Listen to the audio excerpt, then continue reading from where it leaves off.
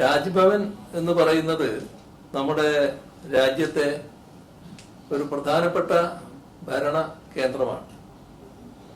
അതുമായി ബന്ധപ്പെട്ട് സ്വീകരിക്കുന്ന നടപടികൾ, അവിടുത്തെ പൊതുവായ പ്രദർശിപ്പിക്കുന്ന വസ്തുക്കൾ, അതിന്റെ ചിഹ്നങ്ങൾ, അതെല്ലാം പൊതുവിൽ നമ്മുടെ രാജ്യത്തിന് അംഗീകരിക്കാൻ കഴിയുന്ന ഒന്നായിരിക്കണം, ഭരണഘടനാനുസൃതമായിരിക്കണം എന്നാണ്. ഇവിടെ RSS നമ്മുടെ രാജ്യത്ത് കുറെ കാലമായിട്ട് പ്രവർത്തിച്ചുകൊണ്ടിരിക്കുന്ന ഒരു സംഘടനയാണ്. അവിടെ നമ്മൾ കാണേണ്ട ഒരു കാര്യം, രാജ്ഭവനെ RSSന്റെ അജണ്ട നടപ്പാക്കുന്ന ഒരു സ്ഥലമായി മാറ്റാൻ പാടില്ല. മാത്രമല്ല, രാജ്ഭവൻ എന്നത് രാഷ്ട്രീയ പ്രചരണത്തിനുള്ള ഒരു വേദിയായി മാറ്റേണ്ടി ഒന്നുമല്ല. ഇത്തരമൊരു പ്രവണത അത് ഭരണഘടനയോടുള്ള വെല്ലുവിളിയായിട്ട് മാത്രമേ കാണാൻ കഴിയൂ. അത് അംഗീകരിക്കാൻ കഴിയില്ല. അത്തരം ഒരു നിലപാടും സാധാരണഗതിയിൽ അംഗീകരിക്കാൻ കഴിയില്ല. ഇപ്പോ ചിലര് ചോദിക്കുന്നത്, ഈ ഭാരതാംബയെ അംഗീകരിക്കുന്നതിന് എന്താണ് പ്രയാസം എന്ന് ചിലരിങ്ങനെ ചോദിക്കുന്നുണ്ട്. നമ്മള് കാണേണ്ടത്, നമ്മുടെ ഭരണഘടന ഉയർത്തിപ്പിടിക്കുന്ന ഒന്നല്ല ഈ ഭാരതാംബ എന്ന ചിത്രീകരണം. ഈ ഭാരതാംബയുടെ കയ്യിലെ കൊടി അത് RSSന്റെ കൊടിയാണെന്ന് പരസ്യമായി ഏകദേശം അംഗീകരിച്ചു കഴിഞ്ഞിട്ടുണ്ടല്ലോ എല്ലാവരും. അത്തരം ഒരു കൊടിയായിട്ടാണല്ലോ ഭാരതാംബയെ മുന്നോട്ട് ഇറക്കിയത്.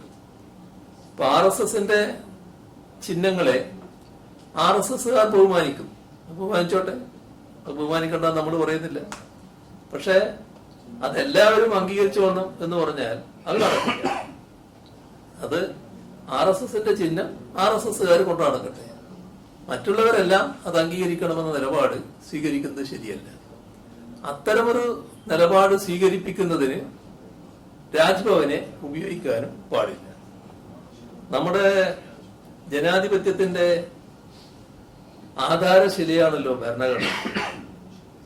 ഈ ഭരണഘടനയോട് ഉള്ള RSSന്റെ നിലപാട്, സമീപനം, ഇതൊക്കെ എല്ലാവർക്കും അറിയാവുന്ന കാര്യമാണല്ലോ. 1925 RSS രൂപീകൃതമാകുന്നത്. ആ കാലം നമ്മുടെ രാജ്യത്ത് സ്വാതന്ത്ര്യ സമര പ്രസ്ഥാനം ശക്തിയാർജിച്ച കാലം. എന്നാൽ സ്വാതന്ത്ര്യ സമര പ്രസ്ഥാനത്തിന്റെ അടിസ്ഥാന നിലപാടുകളോട്, അതിന്റെ പ്രത്യയശാസ്ത്ര സങ്കല്പങ്ങളോട് തീർത്തും വിയോജിച്ച സംഘടനയായിരുന്നു RSS. അത് വലിയ തോതിൽ സ്വാതന്ത്ര്യ സമര പ്രസ്ഥാനത്തിനെതിരായിട്ടുള്ള നിലപാടുകൾ സ്വീകരിച്ചു പോവുകയായിരുന്നു, പരസ്യമായിരുന്നു. സ്വാതന്ത്ര്യത്തിന് ശേഷം നമ്മുടെ രാജ്യത്തിന്റെ ഭരണഘടനക്ക് രൂപം നൽകി. ആ ഭരണഘടന രൂപം കൊണ്ട അപ്പൊ തന്നെ RSS അതിനോട് വിയോജിച്ചു. അതില് അതൃപ്തി, അതിലുള്ള അസന്തുഷ്ടി അവര് മറച്ചുവെച്ചില്ല, പരസ്യമായി രേഖപ്പെടുത്തി. മാത്രമല്ല, ഭരണഘടനയെ എന്തുമായിട്ടാണ് അവർ താരതമ്യപ്പെടുത്തിയത്? ഇതെല്ലാം ആവശ്യം മനുസ്മൃതിയാണ്. അപ്പോ ഭരണഘടനക്ക് പകരം മനുസ്മൃതിയാണ് അവര് ഉയർത്തിപ്പിടിച്ചത്. ഇത് 1949 നവംബർ 30 RSSന്റെ മുഖപത്രം ഓർഗനൈസർ വ്യക്തമാക്കിയ കാര്യമാണ്, അവരുടെ എഡിറ്റോറിയലിലൂടെ വ്യക്തമാക്കിയ കാര്യമാണ്. 1947 ജൂലൈ 17 ഓർഗനൈസറിൽ പ്രസിദ്ധീകരിച്ച എഡിറ്റോറിയൽ ഉണ്ട്. അതില് RSS ആവശ്യപ്പെട്ടത് സ്വതന്ത്ര ഇന്ത്യയുടെ പതാക കാവി നിറത്തിലുള്ളതാകണമെന്നാണ്. അതായിരുന്നു അവരുടെ ആവശ്യം. ആ പതാകയാണ് ഈ ചിത്രത്തിൽ ഉള്ള അവർ പറയുന്ന ഭാരതാംബയുടെ കയ്യിൽ ഏൽപ്പിച്ചു കൊടുത്തത്. ഇപ്പൊ ഭരണഘടനയോടും ദേശീയ പതാകയോടും അസഹിഷ്ണുത പുലർത്തിയ ഒരു സംഘടനയാണ് RSS. രാജ്യത്തിന്റെ ഔദ്യോഗികമായ ഒന്നല്ലാത്ത ഒന്നിനെ അത് ഔദ്യോഗികമാണ് എന്ന് വരുത്തി തീർക്കാൻ ഇപ്പോ ബോധപൂർവം RSS ശ്രമിക്കുകയാണ്. ഇപ്പോ സ്വാതന്ത്ര്യ സമര കാലത്ത് വൈദേശിക ശക്തികൾക്കെതിരെ പോരാടാൻ ഒട്ടും താല്പര്യം കാണിക്കാത്ത സംഘടനയാണ് RSS. എന്നാൽ അവര് ആ ഘട്ടത്തിലും മുന്നോട്ട് വെച്ച കാര്യം ആഭ്യന്തര ശത്രുക്കൾക്കെതിരെ പട നയിക്കണമെന്നായിരുന്നു. ആഭ്യന്തര ശത്രുക്കൾ ആരാണ് എന്ന് അവരന്ന് തന്നെ രേഖപ്പെടുത്തുകയും ചെയ്തിരുന്നു. അത് നമ്മുടെ രാജ്യത്ത് തന്നെയുള്ള ഏറ്റവും പ്രധാന വിഭാഗം ന്യൂനപക്ഷങ്ങളാണ്. മുസ്ലിമും ക്രിസ്ത്യാനിയും പിന്നെ പറഞ്ഞത് കമ്മ്യൂണിസ്റ്റുകാർ. ഇവരാണ് ആഭ്യന്തര ശത്രുക്കൾ എന്നാണ്. അതേസമയം അന്നത്തെ ബ്രിട്ടീഷ് രാജിന് പൂർണ്ണമായും പാദസേവ ചെയ്യുന്ന നിലയാണ് RSS സ്വീകരിച്ചിരുന്നത്.